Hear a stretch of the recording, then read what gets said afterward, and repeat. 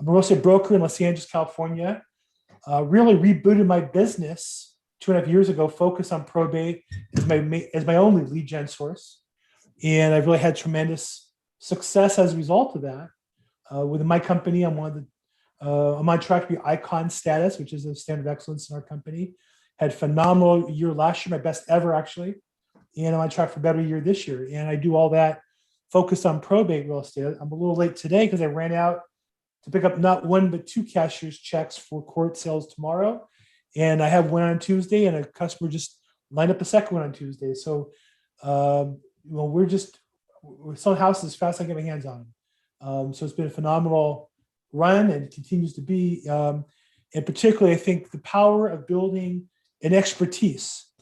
So I want to just start with a little bit of content each week, and then kind of open up more to problems and questions, if that's okay. And so I want to do today is kind of line out for you the 11 ways we can make money selling probate real estate. And the reason I do this is there are a lot of companies that sell data or coaching or different systems. And I feel like they really pigeonhole everybody into two different ways to get business. And I think there's more than that. And particularly, I speak to agents like Winston's on the call, Bernard is on the call, Paul's on the call, who already have some business going on. And I think rather than tell you, well, you need to cold call 3 hours a day in probate and learn that, I do think probate is something you could bolt onto your business more efficiently, perhaps through one of the other or multiple of the other 11 ways to get business. So today, my goal will be today just to list them all real briefly. I'm glad to take a couple questions. And then each week, I'm going to come back and take one of those 11 ways, and we'll start the call with about 10 minutes of content on that method. How's that sound? Sounds good. So today we're just going to do a high-level review of the 11 ways.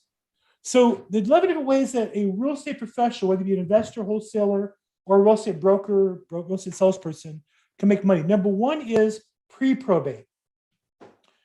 And I'd say this one's real common for investors, wholesalers, where they're marketing to people who've not yet filed probate cases. There's data sources for that. Foreclosures Daily has Probate Daily as a service, and they sell pre-probates nationally is one way.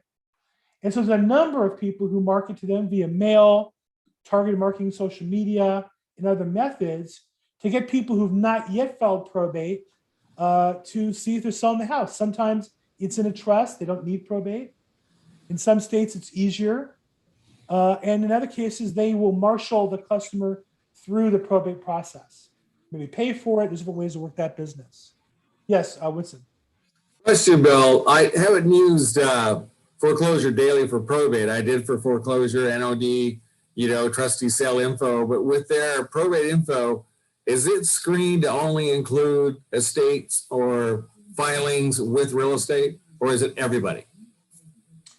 Their pre-probate data can be cross-referenced to people who have real estate. So I don't use it personally. I work with investors that do. And I've talked to the vendor about it and seen it in detail. And I actually bought it for 90 days, and it's just not for me. Be glad to talk offline why that is, but I would just say, so I don't want to mislead you and say I used it successfully. I think it really lines up better with an investor. My focus is to find properties where people need my service as a broker to list property. And if it's just to sell it and flip it, which great business, that's just not my focus. And so that pre-probate really fits better with investors and wholesalers than it does with me as an agent. Thanks for sharing. And I figured that right away. And I'm not saying it's not a good business. What I will say that's worked for me is I bought the data and worked with their permission. You're allowed to resell it, or re-give it to somebody else on your team. I have a wholesaler in a flipper in my group, and they've had good success with it. I just didn't get any listings out of it. So number one's pre-probate, and there's a whole world of what that looks like. Number two are probate leads, where you market to the petitioner. This is by far the most common activity sold and taught, where you buy the data from a provider, and on my website, if you want to send me a text or whatever, go to my website, the LAProbateexpert.com. I have on there a tab for data resources, and there's a number of them. Some will show you, just all the probate filings. Some will miss some of them once in a while. Some are faster than others. Some are more complete. They'll cross-reference to property or phone numbers.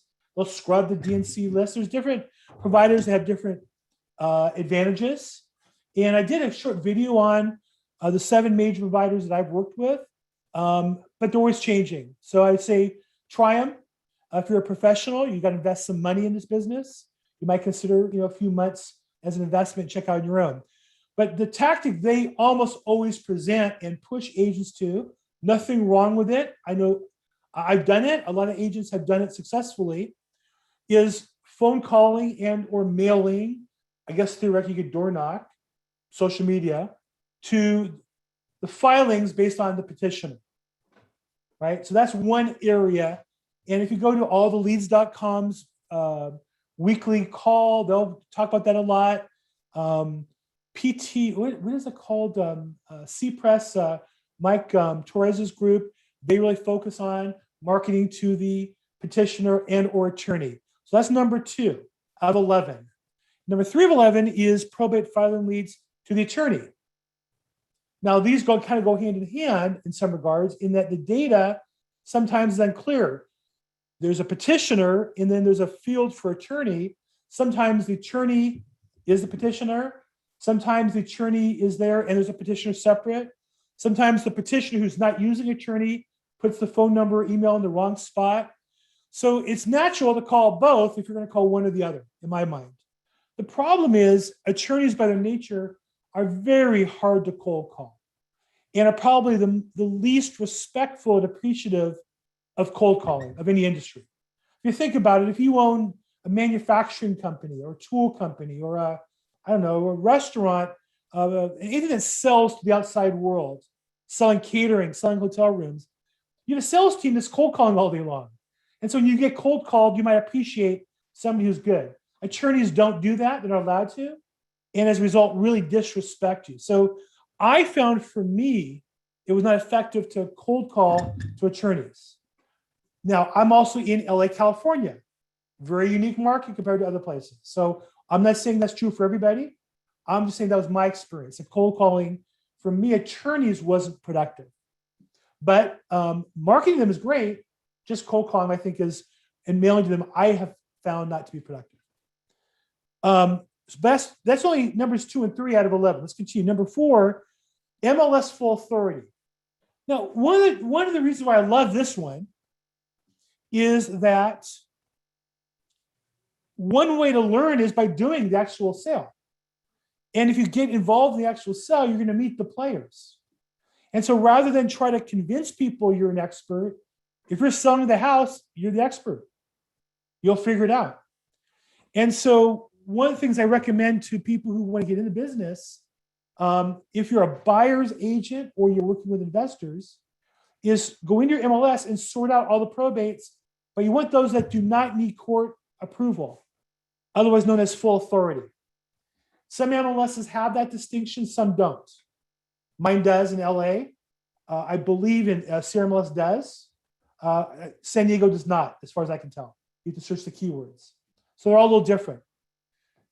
Particularly for newer agents who are working with buyers anyhow, one reason why to do this is you're kind of tapping into some inventory that other agents avoid because they don't really know what it means. And MLS full authority, for the most part, is just like a regular sale, meaning other than using the different form as a realtor, we have a different contract for probate with full authority. Other than that form, it's almost the same as a regular transaction. And what I'll say to you is, for free, if you try this technique again to escrow, call me. There's one thing you have to do to avoid problems. I'll be glad to coach you on that for free once you're in escrow, if you get on a full authority. So again, what I teach people to do who want to pursue this, number 4, we're going into detail, is just print the forms that you need to use and read them. Like my number 1 coaching technique, when people say, well, I want to learn probate. Great. Print out the purchase form and read it. Because you're not going to get paid if you don't know what the form says. You're just not. It's just going to be too tough. Is that true or true? Same true with a regular real estate contract. I hate True. to say it to new realtors. It's shocking how many real estate agents, Winston, I know you've been around a while. How many listings have you had where a buyer's agent put something in the offer that's in the standard format, but they don't know that because they've never read it? How often does that happen to you? More times than I can count. It's shocking. It's just shocking. Don't you know that's already in there? The property's as is. Don't you know it says that in the contract already? Right? It's just crazy how people don't know things like that. That's number 4. Number 5 is MLS limited authority. Limited authority describes where it's a probate. Now, I would say in LA County, this is about 5% of all probate cases. So about 95% of the time, it looks like a regular deal. The forms are different. There's one little potential hitch, but basically it's a regular deal. As an agent, though, if you search the limit authority on purpose, you'll learn how those work. You'll see who the listing agents are getting those deals. You'll work with the attorney on those sales. You'll meet them in person as you sell the property. And if you do things now, of course, we're in COVID. Pre-COVID, what I always did was took every opportunity to drop off paperwork at the attorney's office, pick up the keys at the attorney's office, right? Drop off whatever paperwork had to be done. I would do it in person. Do the paperwork for them. There's a when the client gets the letters of authority, you need an original certified copy, an actual wet copy. I go to court, get it, and drive it to the attorney's office. Why? It's an excuse to go meet the attorney, right? Obviously, we're in COVID, different people, different places, use appropriate rules, but use the thinking the same, which is these transactions are ways to meet the people. You can cold call 100 attorneys, but if you get a sale and they're on that deal, you've just jumped to the head of the pack. You follow me on that? That's number 5. Number 6 is court confirmation sales or auctions. This is when I really focus in on myself. I used to go to court every day when it was available. And I spent a year and a half. So I saw more sales than I think any other attorney, judge, or realtor. And as a result, learned a system to make that work. What I offer to agents is if you find a buyer that wants a particular property that needs to be sold and confirmed at court in LA, you certainly can learn on your own. But if you'd like to partner up on one deal, we'll split it. And I'll teach you everything top to bottom so you can do the next one on your own. In fact, I'm doing that tomorrow on a deal. So, but those are more complicated. I would say that area is the most complicated piece of the whole thing. That's why I go there. I train real estate agents. The mistake we make as agents is we find deals with problems, we run from them. And it should be the opposite. We should be looking for problems that we uniquely can solve. That's how we get paid. So I like these court confirmations because there's lots of problems. You need to go to court, they have to fill the paperwork, there might be squatters in there, a couple of heirs fighting over it. Give me a couple good problems like that. I'll give you a deal that they need me to list. And when they don't choose me, that's their mistake. I don't really worry about it. You follow me? That's number 6. Number 7 is courthouse farming. This was the other technique I used the most when I started. It's not available today in LA County. What do I mean by that? Pre-COVID, I went to court every day, just like a realtor might work a farm, right? Maybe in Costa Mesa, you work from this street to that street, and this boulevard to that boulevard, that's your farm, and you door knock all the houses in there, maybe you mail to them, or whatever else you do, open houses in there. My farm was the court, because every day there were 9 courtrooms of attorneys, investors, homeowners, and just people around the courthouse. And then when the court was over, I would go to the research room and bump into people there and got deals from people there. Just like when you farm and walk a neighborhood, you bump into people. The biggest client I got 2 years ago when I was starting, I literally got, because I would get there, again, because I'm farming, court then start to 8:30. What time do I get there at? 7:45 with a cup of coffee, looking good, dressed, suit, tie like an attorney, and bump into a friend that I knew. Really a daughter of a friend of ours. Turned out she had this huge amount of business for me. Really, all I did, just like a real estate agent in farming, I just got to court, hung around in the area that was most traffic, and introduced myself to anybody who was there. Now, today, what I would say the biggest mistake I see agents make here in LA County, you don't have to go to court. If you have a sale, they allow you to come in via video or audio. Big mistake. I want to go to court. I want to meet the attorney who might be there. I want to meet the seller who might be there. I want to meet the other investors. We've got in business already during COVID. There's fewer people, still valuable to go to court when they have a reason to be there. So like tomorrow, my matter is not till 9:30. I'll be there by 8:45. Why? Because I'm going to go there anyhow. I'm going to pay to park anyhow. I'm going to put on a suit and tie and go anyhow.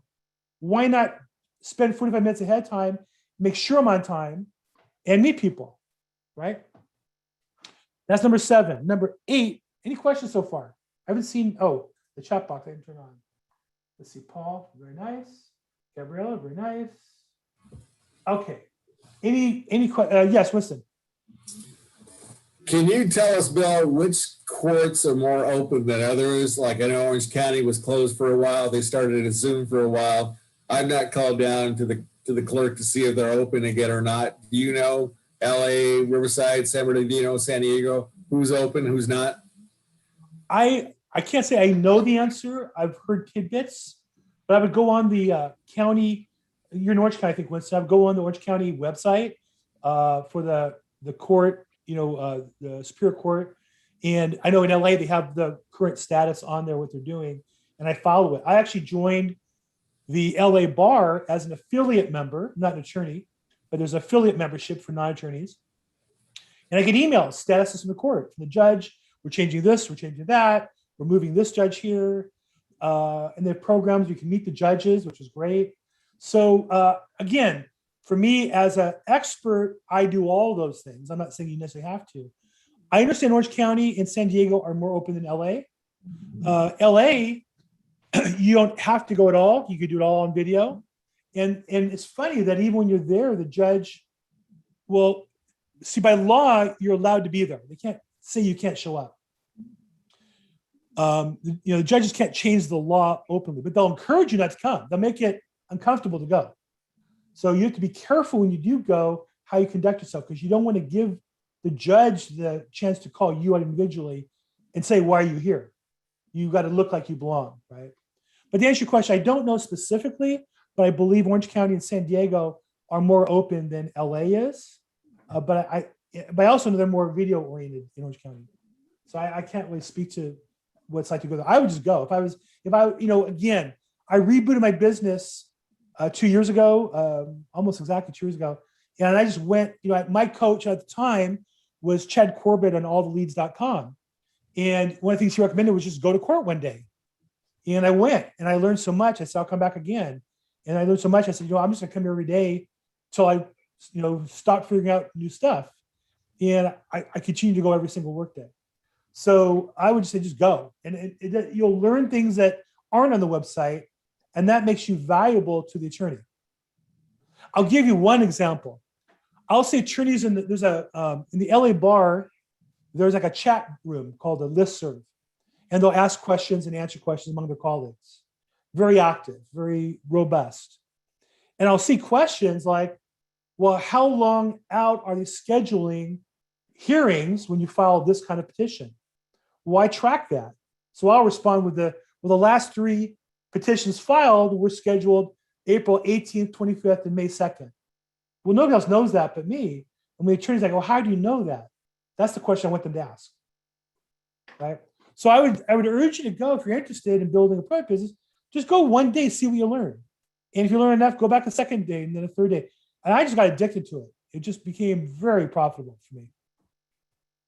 Now I also live, less than 30 minutes from the court. With COVID, it's about 15. So, part of it's logistics. I get that, and lifestyle. Okay. Thanks, Bill. Yeah, sure. Okay, number 8, living trusts. This one I think is most valuable for the agent who already has a business and wants to increase it. Maybe you're stuck at a certain level. Maybe your business is down 10, 20%. You want to recapture that and build it again. And the reason why this one is, it's so easy if you're a realtor, you already have people who know, like, and trust you. And so you need to, I've coached thousands of realtors, and 95% have the same problem. They're not properly marketing to people that they already know. And too many of our colleagues will, not you guys, will buy a program to market to strangers. Well, I'm going to cold call 3 hours a day to strangers and not call people who already know me, like me, and trust me. That's crazy. No business survives that way. And so what I would say to you is, if you're a realtor and you have past clients, past prospects that you met, past attendees at your open houses, you should put in your database, whatever program you use, 1 of 3 categories. Either A, they have a living trust and it's current, B, you don't know, and C, they don't have one. Now, if you sold the house, you can easily find the public records and determine that. And so as you do your normal every 90-day call to your database as a real estate agent, or email, or mailer, newsletter, you should include a question: is, do they have a living trust or not? And if you know they don't, you should find the best local resources for your client base and offer to them.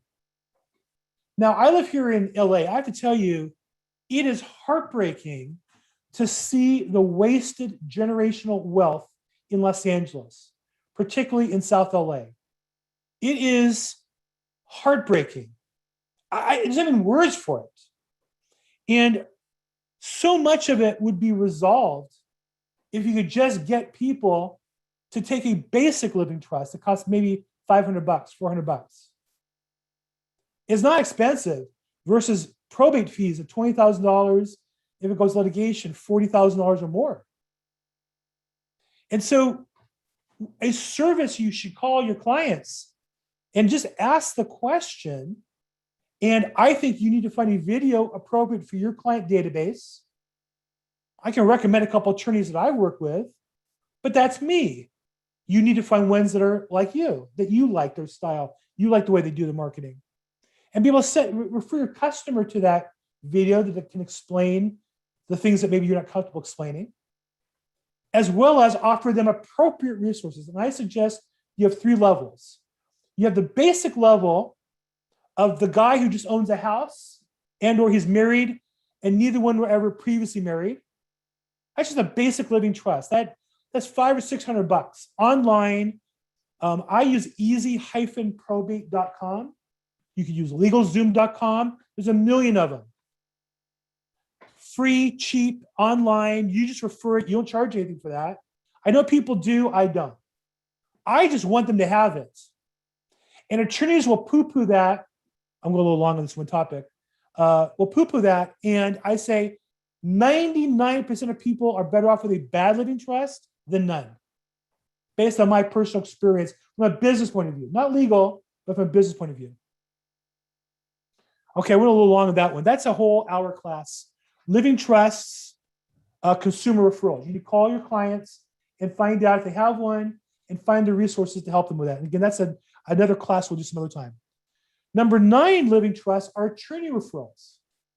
Because those of you who've sold property to people who have living trusts or have prospects that have living trusts, you need to ask the question, I'm curious, because I deal with clients like you all the time who don't have one. Who did your trust and were you happy with their service?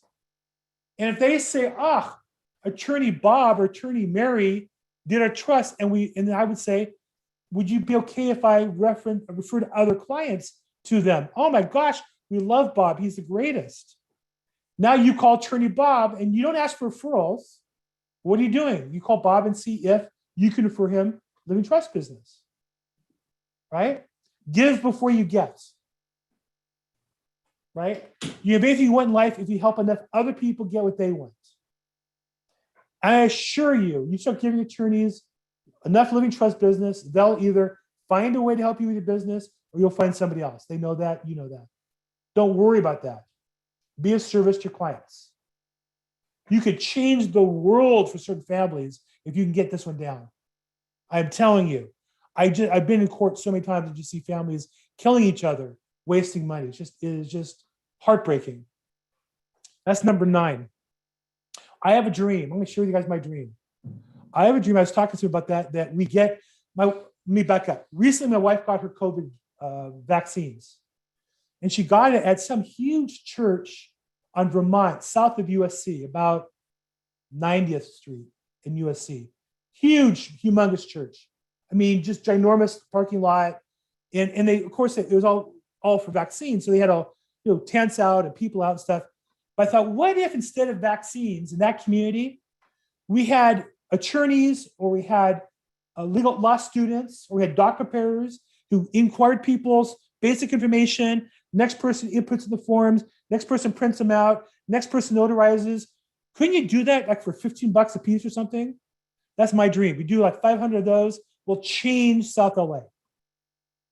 Okay, I'll get off my soapbox on that one. Number 10, COI referrals. Meaning, once you've learned the probate business, once you've learned the living trust business, reach out to your clients who are in those fields, vendors, investors, wholesalers. Make sure they know that you know the probate business. Estate sale professionals, people you deal with in your business anyhow at some level. Paralegals. How many of you have paralegals in your database you've never reached out to? That's number 10. Number 11 is networking. And when I use a lot, I go to a networking group every Wednesday at noon. I go to one Thursday at 3. I was just thought it's very hard for me back to back, but from 3 to 3:50, I'm on a networking group before I come here. I got to tell you, the networking group I used to go to on Wednesdays, I live in West LA. The meeting was noon in Van Nuys. Now, if you know anything about people who live in West LA, we don't go to Van Nuys, right? It's like a whole world. That hill is like a mountain pass to us for some reason mentally.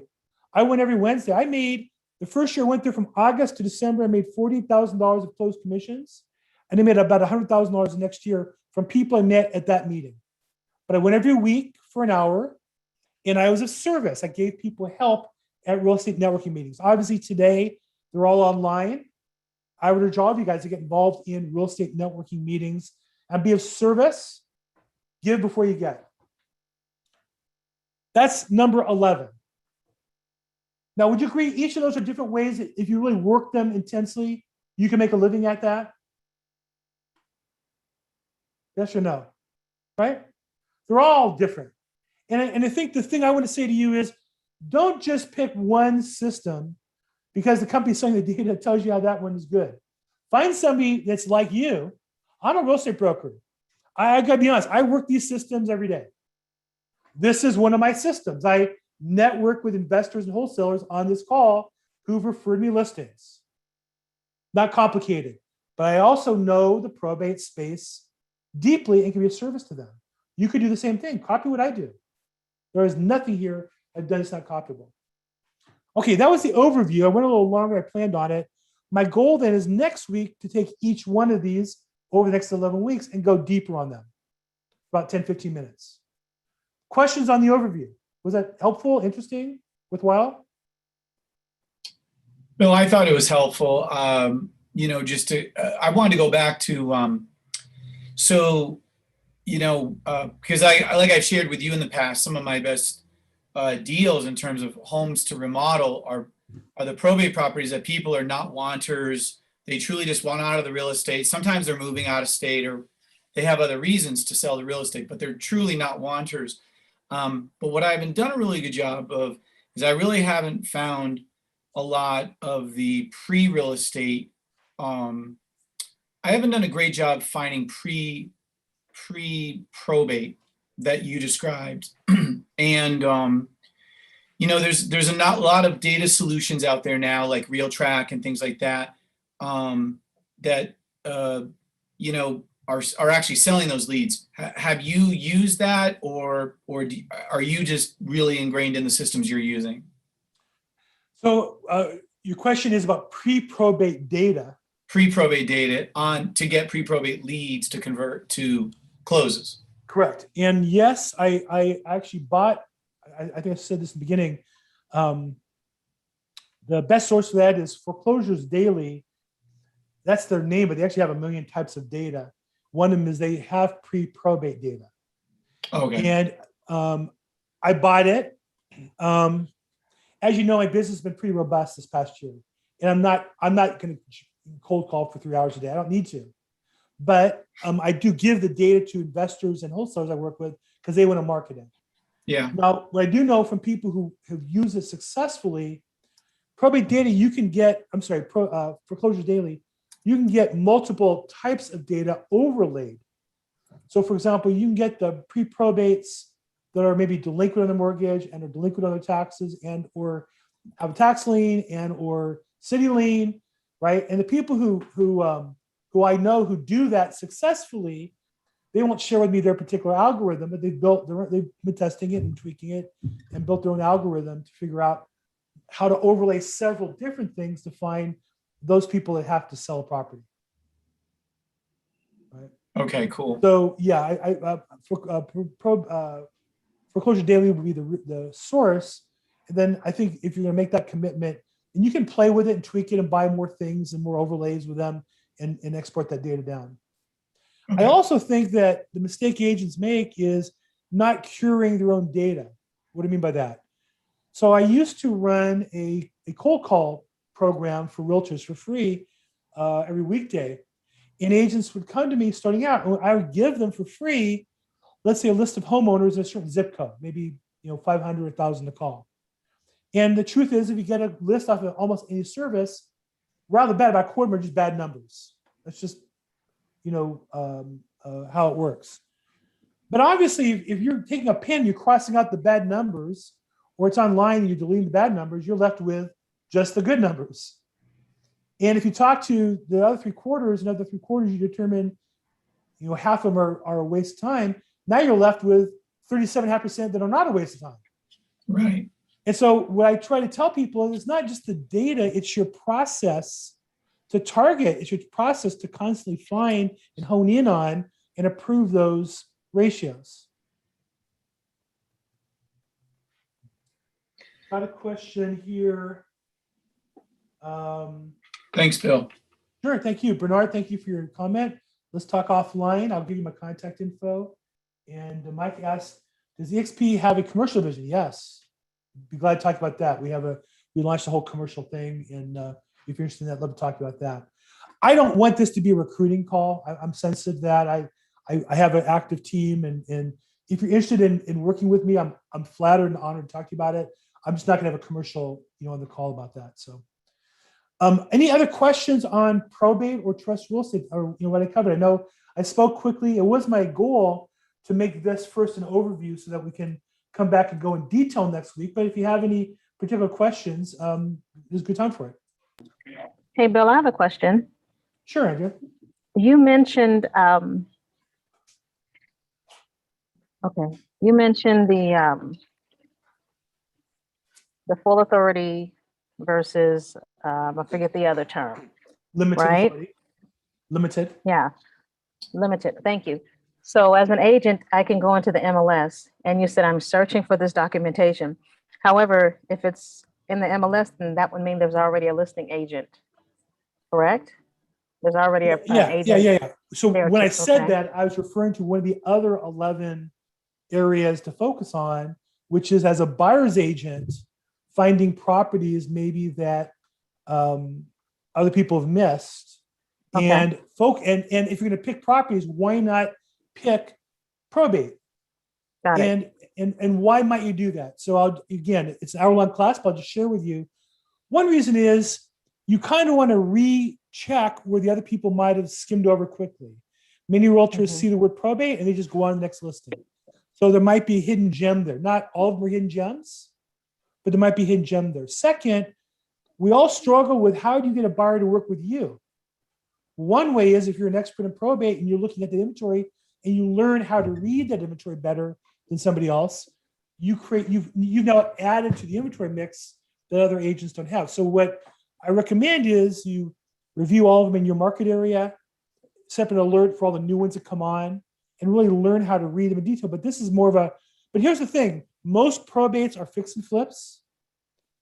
So now you're working with an investor who'd buy other ones, and now you can maybe pay for some pre-probate marketing or your listing marketing budget from those buyers. That's what I did. I used the buyers of the buyer side to generate the revenue to spend on my listing business. Okay. Until it became And so much I'll- money that it became a whole business. Yeah, that's great, Bill. I like how you go back and you tell your, your story as to how you got here, and that's excellent information. And then I had another question. So regarding the county records, the initial hearing date that we'll see in the MLS, Mhm. will it show in there if it's full authority or limited authority? If you buy the data, it has it in there. Like if you buy probate money or foreclosures daily or probate data, it will have. Your question was, I'm sorry, I kind of got lost in the question. Yeah, I was probably lost when I was asking it. Okay, so, okay, the data, right? The courtroom filings. When we buy that data on those sheets, Yes, do those sheets indicate full authority yes, or limited? yes. They do. Yes. Okay, fair enough. And then thirdly, regarding Bill's dream, I understand what you're speaking on, and if you want to research that further, I'd love to work together on with that for South LA for sure. What's funny about that is I've brought this up a few times, and one of the things people always say is how you have to get the local politicians involved. And I always think, well, isn't that the problem? No, not at all. Really? Let's talk offline. For sure. I'm really comfortable talking about so much online, but I'm going to put my money where my mouth is, my time where my mouth is, and I talk to a lot of people and can organize stuff well. So I'd be glad to do that. I've heard you speak about that, and it's one of my definitely a concern of mine as well. Have you been to LA probate court? No. Shocking. I mean, I'm not emotional. I'm the kind of person that doesn't really get bothered by things. And when you see families who are obviously modest, wasting tens of thousands of dollars, and then you see the sharks and the vultures preying on them, I almost feel like that the participants in the system, it's like a cockfight. Have you ever seen where the people own the roosters, like pushing them at each other to make them want to fight more because they get paid more? 100%. Yeah. It's just shocking. It's just I'm going to change the subject. I don't want to go off. Yes, let's talk. Let's talk sometime. Have a cup of coffee and let's pursue our dream. Let's change the world, Andrea. Let's change the world. I think we can do it right there. Okay, good. Other questions? How about real estate in general? Other questions?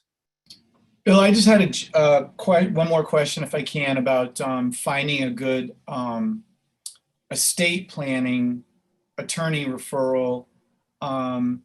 This comes up a lot with like even in my marketplace, I don't see people have very much knowledge about even family living trusts, like marital trusts or anything. No. And clueless. And I don't have like a great attorney referral. I mean, I know of one because a long time ago I had to learn about this stuff, but I feel like okay, so you were talking about cold calling attorneys, and I agree with you. It's really hard to reach out to an attorney cold and just to say, hey, look, here's my deal. I'd like someone to refer to you because I have clients who would benefit from what you do. And so any tips you might share about how to find a good estate planning attorney? It is shocking. The other thing is shocking about business, how hard it is to refer business to attorneys. Yeah. Shocking. Yeah. I'm a pretty good businessman. I know the attorney business pretty well. My father was an attorney. Now, what I'll say is, I think they grew up with an idea that they don't need to market or sell. And of course, the top attorneys, all they do is market and sell. When you're a senior partner of a firm, you don't handle cases, you handle clients, right? Which means you're selling. And that's how they make millions of dollars. The ones who go to court are usually the assistants or the juniors or whatever. And so the answer to your question is, as recently as yesterday, I have a guy on my team that I'm bringing on board just to market to living trusts. One of the things I'm launching is to really reach out to every attorney that does living trusts and markets that service, and to reach out to them and see if they offer it. Go through my database and look for referrals to those attorneys. We're going to work that program hard. So there's an attorney who I saw online was doing a workshop, and I called, and I know him. This isn't a cold call. I've met the guy. We've talked in court. He knows I'm a pro in this business. And I call him in his office, says, oh yeah, we'll set an appointment with you. I had an appointment literally yesterday. Now look, their attorneys can be busy. We're all busy. We all struggle with managing our time. But the appointment went late and we rescheduled for next week. Most people wouldn't bother with it. I'm bothering with it because I understand these guys don't know how to do business. It's just crazy. So guys or gals, I've referred so much business to different attorneys that, I started doing that a year and a half ago. I don't anymore. I push more to self-help than I do, unless there's different levels. So in estate planning, there's different levels. There's the self-help, easyprobate.com, legalzoom.com types, self-help. There's the document preparer that will hold their hand and fill out the forms with them. There's the brand new attorney who charges $1,000 or $2,000, does it for them, but they're an attorney. And there's what I call the full estate plan. And that could be 5, 10, 20, 30, it could be tens of thousands of dollars. And so you got to know you have to know a few of those levels and make sure you put your customer in the right place. And I would say today, you almost have to hold them by the hand, figuratively speaking, walk them in the office, figuratively speaking, sit them down and be there while they do the appointment. Because the attorney just doesn't follow up and make the appointment fall through on it. It's crazy. Yeah. Well, that's been my experience, and I'm a member of Legal Shield, and I've tried to even, kind of go through them and see. The thing about Legal Shield is once they know where you live, they will point you in the direction of, oh, okay, well, that means I should get that person a referral within a mile or 2 square miles of that location. Right. And I'll have to say to them, well, look, I don't mind driving to Century City if you give me the perfect person. Like, I don't care, that's fine. Right. But they just don't work that way. And, a couple times I've had to have my investors work with an attorney, and I've had to go out there looking for one. And I've had a really hard time finding someone who's like really good business wise, exactly like you said. So Yeah. it sounds like it's just a numbers game. And you just got to work it. So, Yeah. okay. I had a guest on this call a few weeks ago from Florida who's great. If in Florida, I know a great attorney. I have a gal lined up from Orange County in May. Now, unfortunately, she got COVID and is sick, and she's going to come on the call in May, and I'm going to interview her online. I've interviewed a few on my YouTube channel. You can check out a couple. But man, all of them, it's just tough to get them business. And I don't really get any business from them. So I can say that with complete candor. And I wish I had a couple that were really good that I could say, oh, here's what I should refer you to. And if I knew something good, even if they didn't refer me business, I'd be glad to make that introduction. I just don't know anybody that I can feel comfortable sending. They don't realize that's your paycheck, right? I sent a client one time and I said, do you understand that, that's a $20,000 commission check that you let walk out the door. I was calling your office to find out when you're meeting with a client, and you didn't return a phone call, and then you met with her, and next thing you know, she's off with another real estate agent. I want to talk to her that day. I don't want to. You should be helping me get the listing. You shouldn't be not helping me. Right. I expect you to sign them up, but you should be making sure I get the listing. I don't need a thank you card. I don't need lunch. I don't need a referral fee. I need you to make sure I get that listing. Right. And if you don't get that, we can't do business together. Now, am I harsh when I say that? No. And I mean, look, I had business recently closed at the end of December that I had the same problem. My client wasn't getting a call back for some real basic stuff that they had asked them just to help them form an LLC for them, which was a really easy thing. And they were just trying to get a copy of the operating agreement. And, wires could not be sent until operating agreements were read over and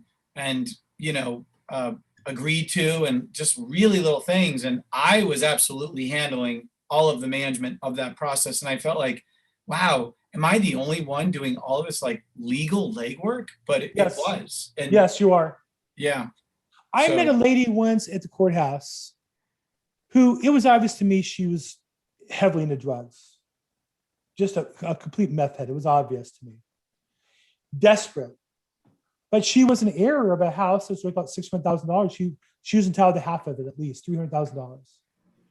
And her brother, who was a drug dealer of some sort, was trying to take the whole thing from her. And I met with her and she was in tears. And she couldn't even fill out the basic paperwork that got mailed her by the attorney. The attorneys mailed her stuff. Well, she never mailed back her package. I said, no, you don't get that. She's not going to mail back the package. You got to send somebody out there, a service, a notary person, but not just the notary. Somebody who's going to sit with her, hold her hand. This is a mission of mercy. This is a human being who's going to lose. Her mother left her half a house worth $300,000. Now, she might put it all up her arm. I don't know, but at least I'm giving her a chance. This brother's just going to steal it all and she's going to be homeless. And I set up an attorney and I had a notary go out, got the paperwork signed up. She got an advance. She got some cash. We got the house sold. She's waiting for it to be distributed. But the attorney's going to return her phone calls. And she writes me this long one-page handwritten note. Kind of person whose cell phone isn't available because she had it, 1 month and then couldn't afford it and whatever. Sends me a one-page handwritten. It's just heartbreaking to read. I can't reach her. And the attorney can't tell her when she's going to get her money. Like, this is a homeless lady in the middle of COVID. How could you not return that phone call? I get it. She's never coming back as a paying client to you. Well, that's just wrong. So anyhow, I'm sorry. Yeah. I don't know why I'm on a soapbox today about this stuff. It just I would have bought her the cell phone myself if it was my commission on the hook like that. I mean, really, like that happened to my next door neighbor a long time ago, and got basically lost 200 grand because people who knew what they were doing manipulated her into taking a really, really bad deal, because when her mom died, she didn't know any better. So anyway, thanks for answering those questions. Sure. Yeah, no. And no, in this case, I do it normally do the listing, but I also paid for the notary to go out to your house, get signed up. Okay, we got some other questions. Let me see if I can jump on some of these real fast. Is there time frame Bill, one can has? I ask a question? Go ahead, Bernard. What I wanted to ask, I just have to ask everyone to excuse me for just a moment. This is my first time on this call, and I just want to get a basic understanding. I've been doing real estate. I've been in real estate 27 years, probably as long as some of you, and of course not as long as some of you. But I guess the thought that I just want to be clear in my mind, because what you've given me so far is something I did not really know about or understand. So what you're telling me is that this is a part of real estate that few agents have a clue about, that most attorneys don't have a clue about, but there's just so much business out there because this is something that just about every family is going to go through, dealing with an estate, I guess, going from one person or one entity to another without the proper paperwork. Is that what we're talking about? And in particular, where you are, Bernard, I think you mentioned you're also in South Carolina. Yeah, I'm in South Carolina and North Carolina. Well, in particular, I believe it's South Carolina. There's a historical, what's the word I want to use for this? Bad example of this, where I guess freed slaves were given like 40 acres per family or something. Mhm. And then they had so many kids that I think they call it heirs property is the term they use in Alabama, South Carolina, I think is the worst. And what happens is the 3-4 generations later, there's such a small percentage that any one person controls. The speculators kind of come in and don't give the right notice, and they're buying it on the cheap. And properties, farms that have been in families for 150 years are being bought for pennies. It's scandalous, particularly in the South. And I don't really get involved. I'm in LA, but I saw on a documentary on the subject, and I can imagine how that works. I mean, they laid it out. It's the same process we have, and we're going to have it here in LA. It's just every generation gets worse. Winston, you had a question. Actually, 60 Minutes did an episode on that Yeah. probably a year or two ago, and it was heartbreaking to see what generations of families were tied up in and how little each individual would take just to be able to put their hand on a little bit of money. They were totally, taken advantage of by major developers and home builders. And, they owned a chunk of land, but there were so many of them, all they got was just a little piece. It wasn't handled properly at all. The reason why it bothers me so much in LA is it's harder for me to relate to that group. In LA, though, a lot of these grandparents and great-grandparents were World War II generation, came back from the war, got a GI Bill, bought a house, spent their entire lives there, paid it off in full, handed over their kids, and it's being torn up, and the equity's all going to developers, attorneys. I don't mind making money. I'm trying to help the family maximize the value and avoid the probate, as opposed to pushing them into probate to get paid, like most people's strategy is. But when you think of who those people were who worked so hard to build the wealth, and I've had those customers. I had customers who were, 20 years ago, they were 90 years old, and they saw their kids were not doing what they're supposed to do. And what am I going to do with all this property I've accumulated? They rebuilt our country, that generation. And I'm watching that generational wealth dissipated. Gab. Hello. I had a thought on the trust and estate attorney question that I think you all might appreciate. So as you know, Bill, I ran the office for a law firm for 6.5 years, and we had an attorney that was a trust lawyer, and she did go out to drum up business. But what was interesting about her is she had an entire career for 20 plus years as a registered nurse before she even became an attorney. So the concept of having something else and knowing how to market and needing to market and how to connect with people. Yeah. If you go places where you meet attorneys and you can see and ask them, what did you do before? Is this the first thing you did? If they had a prior career, you're probably going to have a more better chance, there's some terrible grammar, of connectivity with them than if they went to law school and just went straight into doing, especially if they went straight into doing trusts at like 25 years old. But it occurred to me that might be something to consider when looking for and talking to a trust attorney. Yeah, definitely. Let me knock out a couple of questions real fast. Mike asked, is there a time frame it has to inform the assessor the loved one's passed away, and is there a penalty? So I believe the law is you're supposed to notify the county within 30 days. That's done by a death certificate, and that triggers notice for a lot of different things. So a probate, you're supposed to start you're supposed to file within 30 days, I believe. I'm not an attorney, but I'm pretty sure it's 30 days. No big penalty if you don't. You just make things more difficult for yourself. The longer you go, the more difficult these things become. Mike said, are you a member of Legal Shield? I have been in the past. I'm not currently. I might be restarting with them, but currently I operate through a company, so I don't really need that. But great service to offer clients who might need that. Once you should buy in a house or a trust. Those are legal questions that you need an attorney to help answer. Do anything who's used trust to buy property they recommend? Yeah, I think that you create a living trust and then you buy everything and put everything into the living trust. So generally, yes, I answer your question. You should buy property in a living trust because if you own property, you have enough assets to avoid probate, put it in a living trust. People think they buy property and there's not enough equity in it. You might buy property for $600,000 and put 3.5% down, but the probate's triggered on the gross value of the sales price of the house, $600,000. So what's really sad there is you might have a $550,000 loan, and you have a $600,000 property, but your probate fees could be $10,000, $12,000, $13,000, whether or not, or it could be free and clear, it's the same price.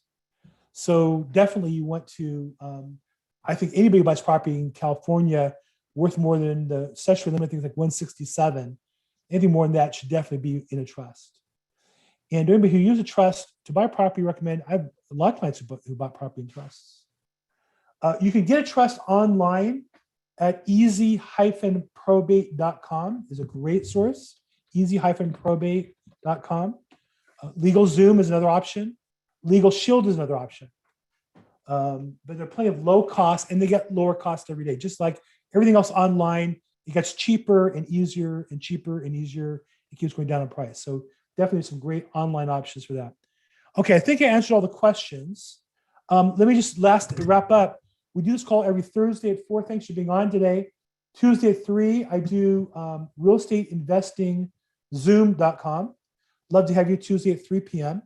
Or reach out to me. My phone number is 310-210-0008. Again, 310-210-0008. I'm Bill Gross, and you can find me at the LAProbateexpert.com. THELA probate, PROBATE, expert, EXPERT.com. Thank you guys for participating today. I appreciate it. We'll send out a link with a replay in case you missed it. Please like it, subscribe to it, put comments in it, help support the program. Make it